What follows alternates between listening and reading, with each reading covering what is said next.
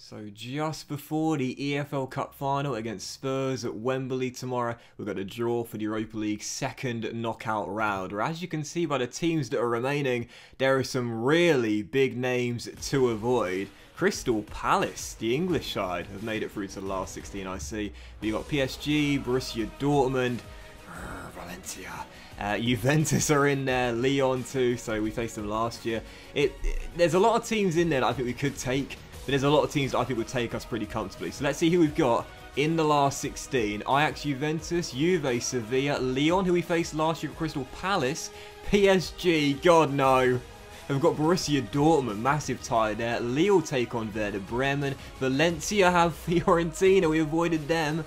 Feyenoord have Monaco, and we've got Porto in the last 16. Last team drawn in the last tie. It's Porto, the Portuguese side, with the first leg coming away from home. That'll be quite an even test, that one. Looking forward to it. What's going on, guys, and welcome back to another episode in my Football Manager series. This is episode number 70. And today we're returning with our second Carabao Cup Final in 2 years as we take on Spurs at Wembley, looking to avenge our demons and pick up our second major honour to save. Before we get to the game though, shall Norwich be getting on off camera, and also some major transfer news with a big departure and some new signings as well. Let's get to that first. And we shall start with a departure which you guys actually already knew about. You saw me accept the bid in the last episode, and the deal did go through on transfer deadline day. Yes, Motta Jokic, the Serbian, will be coming back to Carrow Road in a couple of weeks' time for the second leg of the Europa League quarter-final, as he was signed by Porto for 18 mil, and with clauses it could reach £20 million. Obviously, you look at his market valuation, 30 million. You look at his stats, he's a very quick player with some decent technicals as well, and you probably think, Docs, mate, seriously, you really undersold him. But again, the key with this transfer for me was that we made a profit on a guy who was barely playing, out of contract next season. And again, due to our tactical change over the past couple of years, we don't really use wingers at all. Obviously, due to playing in random positions in under-23 games, he has become a little bit more versatile. But really, Jokic just didn't really fit into our system nowadays. And you got to remember as well, due to selling him, we have that massive 50% sell-on clause. And that's not profit, that's overall transfer fee. So let's say Jokic develops there in Porto and ends up getting signed by, I don't know, Sevilla for 60 million or something. We'll get 30 million of that, you know, and that'll add to the money we got initially as well. So we get 2 million after another 20 games. That will happen because he's a regular player in the Serbian national team. And yeah, again, it's that big clause that you got to remember. I'm a big fan of that clause, that sell-on clause. We got one with Todd Cantwell, with Buendia. You saw the one with Berge go through after he went from Man City to Barcelona. There's one with Eze as well. There's one with Curtis Jones. I just like doing it, you know, just in case they get sold on, we'll get a little bit more money to add to what we already had. So Jokic goes, we'll miss the Serbian. He spent 4 good years with us, but now he's gone. And both our Serbian wonder kids have now left to pastures new. But as for new signings, as you can see, I made 3 on transfer deadline day, and there's 1 that's going through in the summer as well. We'll start with the least interesting, but I don't need to reveal them one by one today. Michael Ponau, this is a young player. I just wanted to sign a couple of youngsters really to develop for the future and get a couple in our under-23s. This guy's got a driven personality with 18 determination, 17 work rate, and 19 teamwork. Oh, yes. Absolutely love it, and he might not be very good in the future, but you know what, with those mental stats, he'll always have a place, at least in my under-23s. There's a player that's coming in the summer. I'll show you him now. His name is Volker Berndt. He had some interest from Borussia Dortmund and RB Leipzig, but we managed to agree a deal with him, and he'll be coming in the summer. Once again, you gotta love these mental stats here: 16 determination, 18 work rate, and 19 teamwork as well. And anyone that's described as a hard-working player by the media will always have a place in my team. Already 15 actual fitness with 14 standard at just 17, and again technically as well, look at this: 13 marking, 12 passing, 17 tackling already. That's not bad at all, with 17 bravery as well. This could be a nice little ball-winning midfielder in the future for us if he develops his game. He'll be coming in the summer, as he's only 17 right now, and because he'll only turn 18, he just turned 18 when he joins us, if we don't loan him out, he'll become homegrown and trained by the club as well, which is really crucial. As for the other signings, as you can see, a little bit more interesting here. Thiago is signed from Manchester Manchester United on a half a season loan deal. This is an absolute steal, and it's a really, really good signing here. He was barely being played by Manchester United, but as you can see by his stats there, he's got some phenomenal stats, absolutely amazing, described as a perfectionist, and the Argentine with 32 caps for his country is a great central midfielder, central base player, but can also play on the wings as well, which is really handy now we've lost Jokic, either as an inside forward or a natural winger. And as for his contract as well, we're not paying a monthly fee, no monthly fee whatsoever. We're just paying half of his contract, which to be fair is quite pricey at 110 grand a week, but we've got the money to pay that due to how well we've managed our finances over the past 2 years. So that's not a problem for me. 110 grand a week, no monthly fee, totally fine. There is an optional fee of 62 mil, but I don't think I'll meet it in the summer. I don't mind, depends on what our budget is for next year. And as for the other signing as well, this guy is a permanent signing for us. It's Nohan Kenner, who I'm sure you guys have seen in your FM saves plenty of times.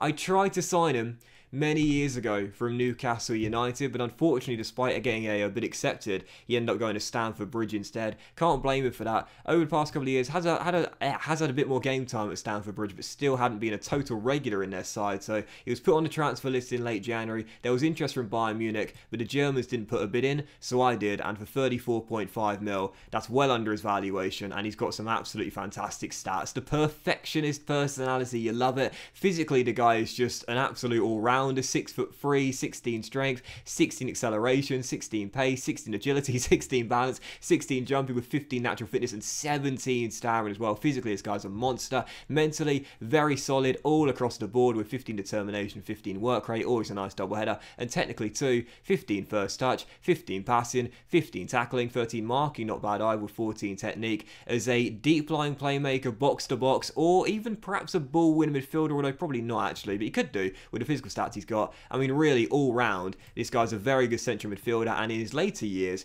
could be converted with his physical stats and 6'3" to a ball-playing centre-back. He's only 24 years old, only turned 24 last month as well. He has, of course, got the Liberian dual nationality, but I doubt he'll ever accept a call-up for that country and just wait for an England cap instead.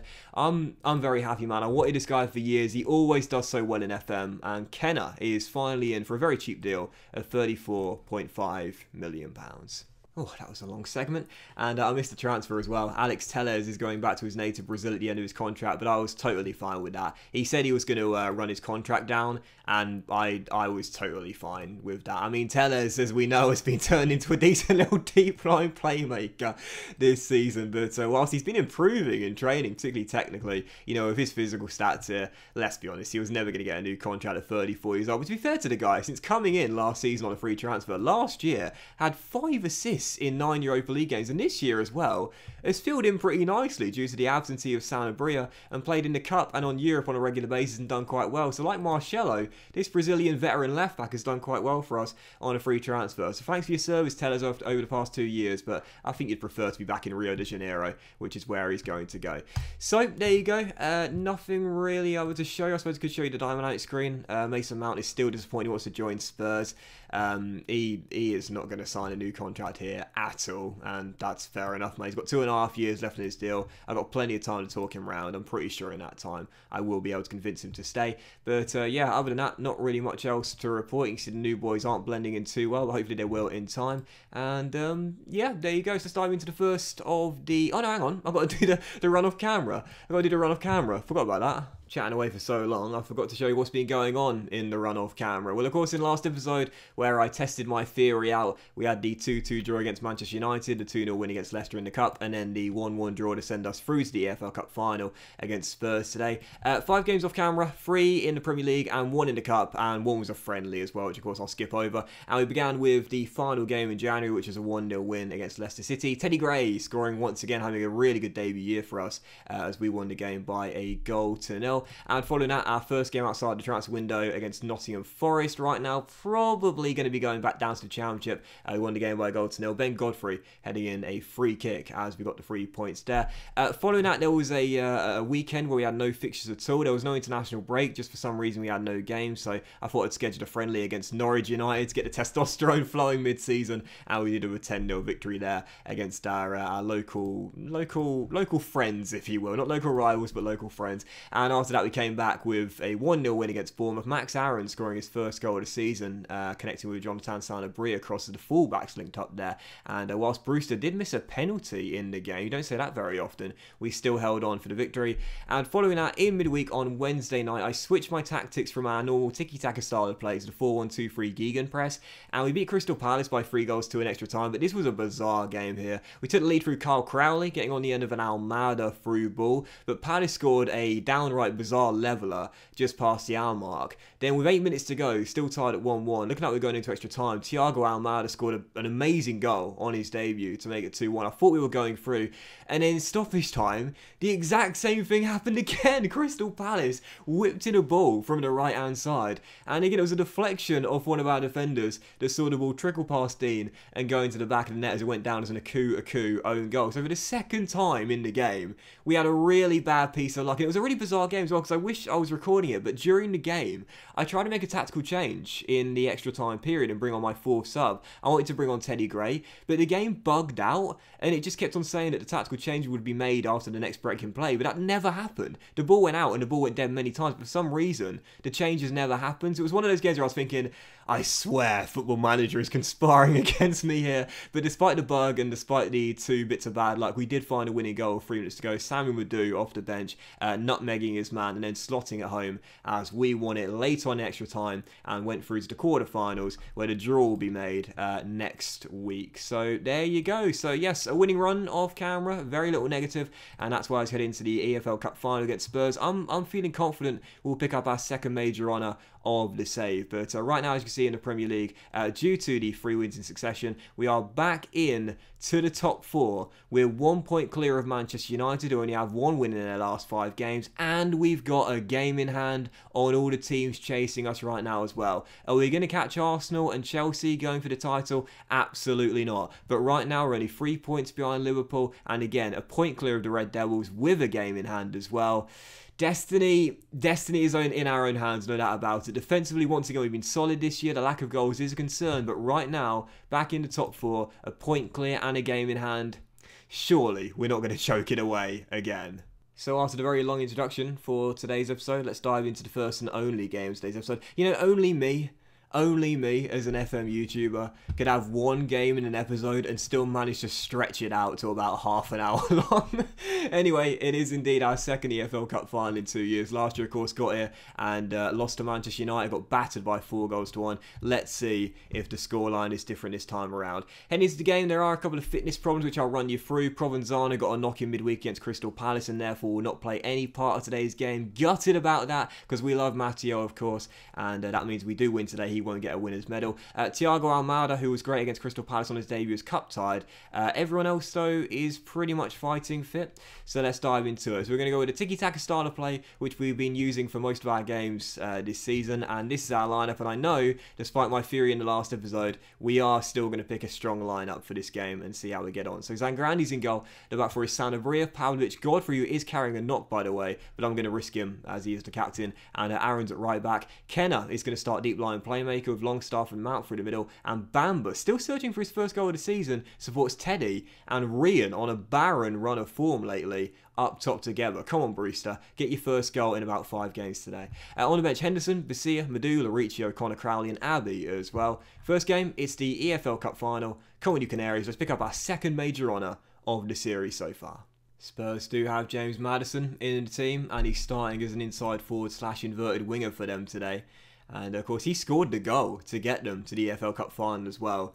So hopefully he won't score against us today at Wembley. But of course, as you know, Football Manager, that often does end up being the case. But, you know, looking at the 2 teams here. Oh, this is a great Argentine centre-back I've been scouting, by the way. He looks really, really good. Looking at the 2 teams here, I'd say we're very even. I think this one could go either way. Whilst we are favourites, I think it could go down to the wire. So I'm going to passionately say to the boys, these fans have been fantastic for us. They're the ones who really pay your wages. Go out there and win this for them as we look to pick up a first EFL Cup of the Save and our 2nd major honour. We're trying to become a winning team now. Let's prove that and get another trophy in the cabinet. I think whoever gets the first goal here is going to go on to win this game.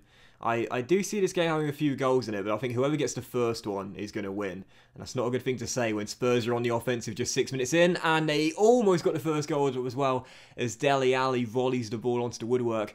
and the Canaries will escape. Still 0-0, let off the hook there. That should have been 1-0. Corner for Norwich. Herman Bamba takes it, whips it in, and yes! Teddy Gray gives us the lead and makes it 1-0. You know, Herman Bamba this season, I've talked about him. He's not been that good. He still hasn't scored a single goal all season long. We know how good this guy is from set pieces. Picks up yet another assist from one, whips it in, and the ex-Crystal Palace boy gives us the lead as he nods it home. 1-0 Norwich, and we do have the breakthrough. Speaking of Herman Bamba, there is actually interest in him right now from Barcelona. Now, he's got 3 years left on his deal, so I'm in no hurry to sell him. But if he starts complaining, maybe, just maybe, we'll have to cash in, especially as he has been underperforming this season. I know he's had a couple of injuries in the African Cup of Nations mid-season too, but I'm expecting better, really, from what is our star player. Anyway, 1-0 with 5 minutes to go in the half. If we get a second goal here, this will be massive. Mount finds Aarons down the right-hand side, comes into the area. Can he cross? He can. And, oh, Gray should have made it 2-0. I love Teddy, man. He's just so tall, so physical. And again, I'm training at finishing. It's now up to 14. If it becomes 15, 16, 17, we've got the best striker in the world. I say to the boys, don't get complacent. Don't get complacent. We've been the better team in the first half, but there's a second half to come, and anything can change in football. Come on, man. Second major honour could be in the cabinet coming the end of 90 minutes. Now, first ever EFL Cup. Brewster has really, really struggled lately. He's fired up out there, so I don't want to take him off, but he's on a booking and a 6.6 as well. I don't know what happens to Rian, man, but he seems to have a crisis of confidence every now and then. He'll go like 10 weeks scoring every single game, and then for the next like 5, he'll just fire a blank in each match that comes his way. It's really strange, such a streaky goal scorer. But anyway, 26 minutes to go. Spurs need a goal, but as Kenner robs his man and drives forward those physical stats, it's Kenner. He might go all the way. Oh, and he almost scored his first goal for the club in the final. Should have done so. Kenner sends it to Mason, and a chance for a break here if he sends it long to Brewster, which he does. Rian controls, needs a goal, Brewster, and oh, he smacked that with power, but the wrong side of the post. You know, he's fired up out there, he's trying, but it's just not working. He's got the most fitness out of everyone, but I probably will take him off soon. Anyway, free kick here, which Herman takes, and there he is! Oh, what a save! What a save! How have we not wrapped this final up? Okay, now Bruce is coming off. He just picks up a knock. So what I'll do is I'll bring on Abby or Crowley. I think Abby, to be fair, has done really well in the EFL Cup, so I'll bring him on. And Mount is apprehensive on a booking, so I might take him off for O'Connor in just a moment's time. Almost there. We've been the kings of the 1-0 lately, and I'll take it if it does give us the trophy. No late goals, lads. No late goals. 6 minutes of added time. Ref, you're having a laugh. Let's make our final change here. Let's take off Aarons for Larici, just for some more energy down that flank as we look to see the game out. And yes, there it is. Oh, no, pause. Oh, damn it, I couldn't pause on time to get the trophy celebrations. That's not it, is it? No. But, oh, sorry about that, guys. I wanted to... Can I still do it? Is there still a way? No, I can't see it. Oh, man, sorry about that. Well, we've won. That's the most important thing. I needed to pause and do it to 3D so we can see the trophy celebrations. But in the end, we'll just have to imagine them as Norwich City have won the EFL Cup. Our second major honour of the save. Our first ever EFL Cup. Enjoy your success, lads. We've done it. Second big trophy in the cabinet, and now we're becoming a winning team. Sorry about that, I totally forgot all about it. You know, I will always play the games on 2D until the day I die, and mainly because my Mac just simply isn't good enough for 3D. But anyway, sorry about that, but regardless, we have indeed won the EFL Cup. It's technically a domestic double this season, but we don't really count the Community Shield. Bruce's injury is not too serious. I'm so annoyed that Rian Brewster has really struggled lately. 14 goals in 20, but in his recent games has really been poor. But regardless, it is a win. That's the most important thing. And again, our second major honour of the save. Absolutely buzzing about that. And I wonder if I'll tell you what, I wonder if I've gone in to the club legends list. I doubt it, but you never know. No, I'm still in the icons list. I don't think I've even moved up a place either. Nobody else has made the favoured personnel list yet. I'm still waiting for bloody Aarons or Godfrey to get on there. But regardless, I'm still on the icons list. I do believe at some point I'll probably make the legends list. based on how long we spent here at Carrow Road and the trophies we're now winning. But either way, still on the icons list, and I can't get over the fact that Aaron's and Godfrey aren't on there yet. Either way, Norwich City, EFL Cup winners, our second major honour to save and our first ever EFL Cup. But there is still a long way to go this season and a lot more to do. We're into the FA Cup quarter-final. That'll be coming soon. We've got the Europa League quarter-final against second knockout round against Porto as well. And of course in the Premier League, still in the top 4, but still 12 games to go. So that was today's episode of the Football Manager series, guys. So big thank you for watching. Really hope you have enjoyed it. And if you did enjoy today's episode, then please do drop a like. Much love to you all. Have a fantastic day. And I think what we'll do is we'll come back with Porto at home in the second leg of the second knockout round and play the first leg in Portugal off camera as Jokic comes back to Carrow Road, and then do a big battle away against Crystal Palace, who they themselves are in the Europa League, in the Premier League, as we try and stay in the top 4. Have a great day, guys. Much love to you all, and I'll see you for the next episode in my Football Manager series very soon.